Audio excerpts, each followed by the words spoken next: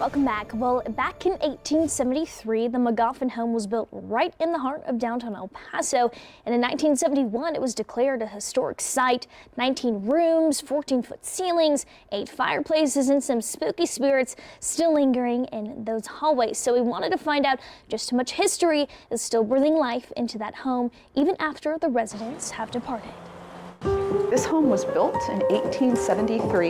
The Magoffin home has a lot of different reputations. One of the other things that we're perhaps famous for is this is supposed to be a haunted location. Have seen some things here that are a little bit unusual. So this is the fanciest room in the house. And if you were a guest, as you are today, we would have greeted you here with refreshments. I love our portraits. So they're all of recognizable individuals. This is Octavia Magoffin, the lady of the home. And over my other shoulder is her husband, Mayor Joseph Magoffin, the first Mexican-born mayor of El Paso. Over the piano lies his forefather, James Wiley Magoffin. And he's the reason we're all here. He bought this land in 1849 and built Magoffinsville on it. It was maybe something that was very well known. I think that the piano would have been a huge center point. The family legend says that it's the first instrument off the first train that came to El Paso. I'll tell you a fun fact about this dining room table. This was a wedding gift for the Magoffins. They were married when they came to El Paso.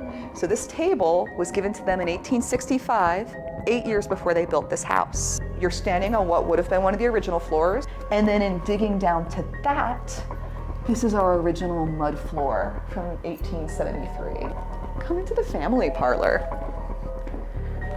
In the formal parlor, we would have never been allowed to bring our children or to be more comfortable. This is an area where the family can hang. We have a work from home office before it was popular. We have a 1908 phone book here because, where did the page go? The Magoffins are number 10, or the 10th phone in El Paso. One of the family members that gets a lot of attention, especially this time of year, is Charles Richardson. He was the brother-in-law of Joseph. He married Joseph's favorite sister, Josephine. Fortunately, Josephine was a bit of a frail lady, and she passed away. And Charlie was bereft with grief. And one afternoon, around 1911, he came and had a seat in this chair after a nice lunch. He'd gone for a walk that morning. And when they came to wake him up for dinner, he was not able to wake up. He had passed away in this chair. Still, as we walk by sometimes, maybe it's the floor creaking or maybe it's Uncle Charlie, but the chair will rock just slightly.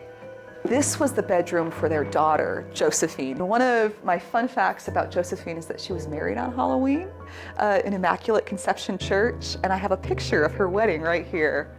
It's not the wedding you would expect for Halloween. On October 31st. Yes. This is the bed that Tio was born in. This is the bed that Josephine died in.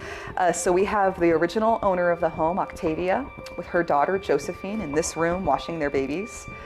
And this is the youngest Octavia. So she was born in that bed and she passed away at the far end. And we've got the 3 generations of women who owned and cared for this home all together.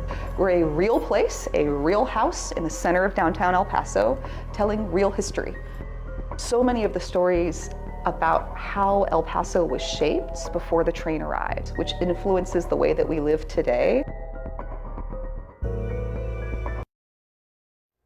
Now, the Magoffin home will be closing sometime in 2025 for restoration on some of its oldest parts of the home.